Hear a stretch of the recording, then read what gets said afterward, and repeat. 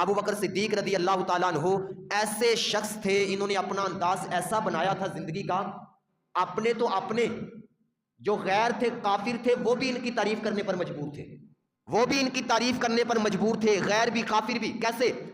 جب کفار و مشرکین کا ظلم و ستم بڑا نا، انہوں نے بڑا ظلم و ستم کیا مسلمانوں کے اوپر اسلام کے بعد، تو ابو بکر صدیق رضی اللہ تعالیٰ عنہ ایک مرتبہ ہجرت کر کے جانے لگے تھے، پہلی مرتبہ حبشہ کی طرف۔ ایک تو ہجرت ہوئی نا مدینے کی طرف، پہلی مرتبہ ہجرت کر کے جانے لگے تھے حبشہ کی طرف۔ اور جب نکلے نا ہجرت کے لیے تو راستے کے اندر ایک مقام آیا برگ الگمات، اور اس قبیلے کا جو سردار تھا نا مالک بن دغنہ، اس نے دیکھا ابو بکر صدیق رضی اللہ تعالیٰ عنہ کو جاتے ہوئے، اس نے کہا جی ابو بکر کہاں جا رہے ہو؟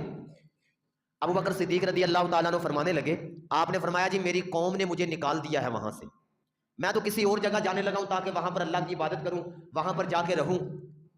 تو اس نے بلا کیا کہا؟ کافر مالک بن دغنہ قبیلے کا سردار، اس نے کہا ابو بکر تیرے جیسے بندے کو نہ تو کسی جگہ سے نکالا جا سکتا ہے اور نہ ہی تیرے جیسے بندے کو کہیں نکل کے جانا چاہیے۔ کیوں؟ اس نے وجہ بیان کی، اس نے کہا اس لیے کہ آپ تو غریبوں کے ساتھ رحم کرنے والے ہیں، آپ تو صلہ رحمی کرنے والے ہیں، لوگوں کی مدد کرنے والے ہیں، لوگوں کے ساتھ اچھے اخلاق سے اچھے رویے سے پیش آنے والے ہیں، اور آپ مکہ چھوڑ کے جا رہے ہیں۔ اس نے کہا جی نہیں جانا۔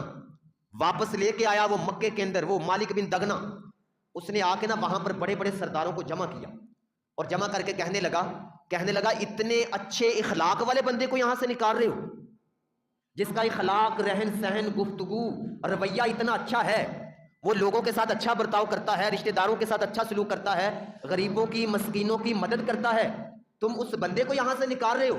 اس نے کہا یہ ابو بکر آج کے بعد میری پناہ کے اندر ہے، مکے میں رہیں گے اور میری پناہ کے اندر رہیں گے، خبردار کوئی بھی ان کو کوئی بات بھی کرے۔ یعنی ایسا انداز اس دور کے اندر بھی ابو بکر صدیق رضی اللہ تعالیٰ عنہ کا تھا کہ لوگ محبت کرتے تھے، قریب آتے تھے۔